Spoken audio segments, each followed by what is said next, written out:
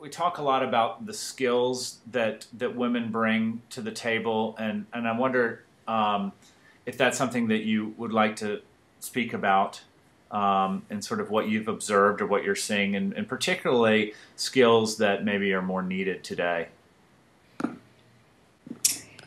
Yeah, I'm not sure I would call them skills, but rather courage and confidence. Okay.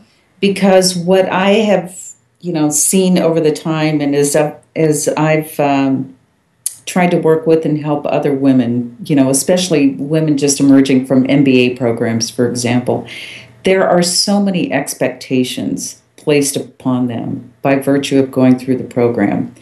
And what I've seen is that they almost lose a sense of their self, and that success is being defined for them by virtue of, the salary or the title or the, how much they control, the size of their team, the size of their... I know I woke up at one point and I was at a decision point about taking this next step. And I realized that I was going to have to become somebody I was not in order to step into that. And I was not okay with that. And so when you are standing fully into who you are as a person, to me, that is success. But it takes courage to do that and to say no to things that others might deem as, a measure of success. So really being present, really understanding who you are, what your gifts are, and to make those choices, and not let others make them for you. Do we give a certain permission to women to explore their truth, their real creativity, their passions in a way that we don't give the same permission to men? Have you observed that? Right.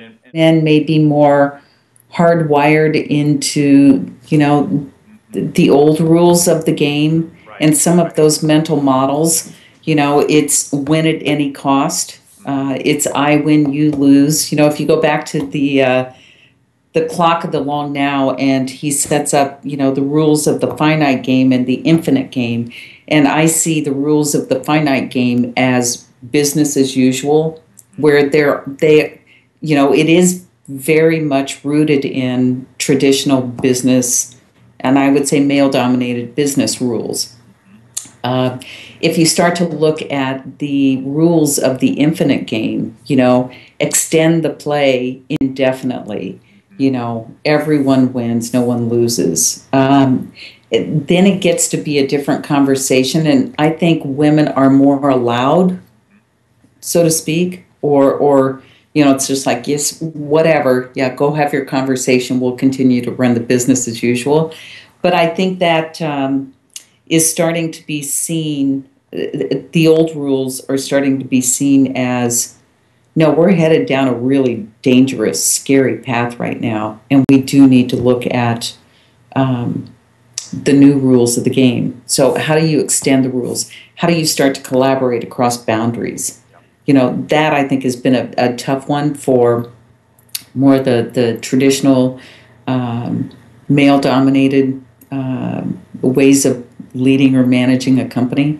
I think those are starting to break up, and I think that's great.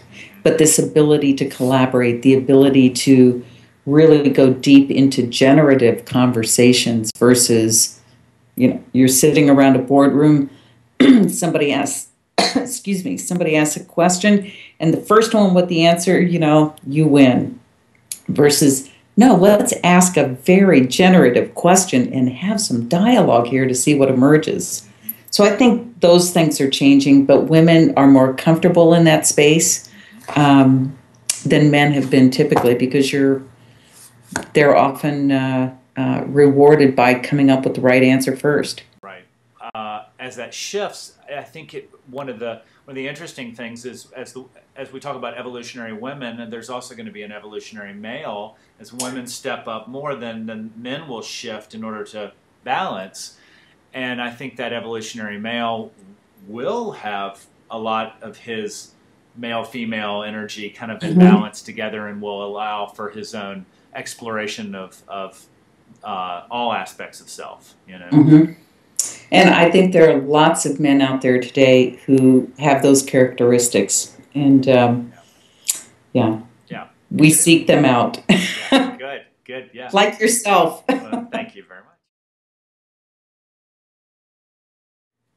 Well, I think there's something about what it means to lead, and it sounds like such a simple question, but for people to really sit with that and to understand, what it means for them, how they show up as a leader, and to not get that confused with management or hierarchy or whatever. And how do we need to lead in this next decade?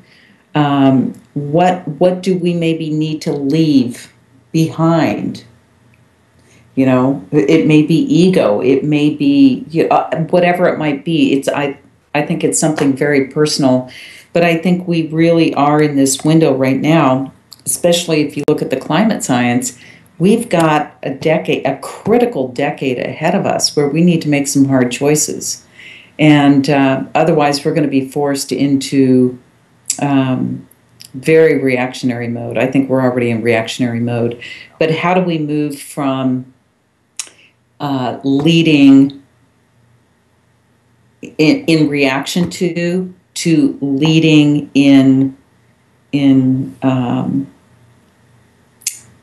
regards to what we love and what we want to conserve in the world? And those, I think, are words that are very foreign to the business community, but I think it's a very different paradigm from how do we save the planet to how do we conserve what we love. And I think that's something that really needs to be explored more, and for people to get comfortable about talking about what they love. What do you love? Do you love the oceans? Yes. Okay, so what's our impact on that? How do we help conserve that? So whatever it might be. Yeah, and honoring that there's a value shift that's occurring as people are becoming more concerned about what relates to their immediate, but at the same time also thinking globally, and how sustainability maybe becomes more relevant to a consumer when it's about the health and wellness of their children or their family. Just 2 days ago, an article came out about the deep water temperature increase in the Antarctic waters and the impact that would have on the western Antarctic ice shelf if that cleaved off. It is game over as a planet. When I was down there 2 years ago, one of the last places that we embarked, it was just north of the Wilkins ice shelf. And the day that we were leaving to sail back across the Drake Passage, the Wilkins ice shelf collapsed.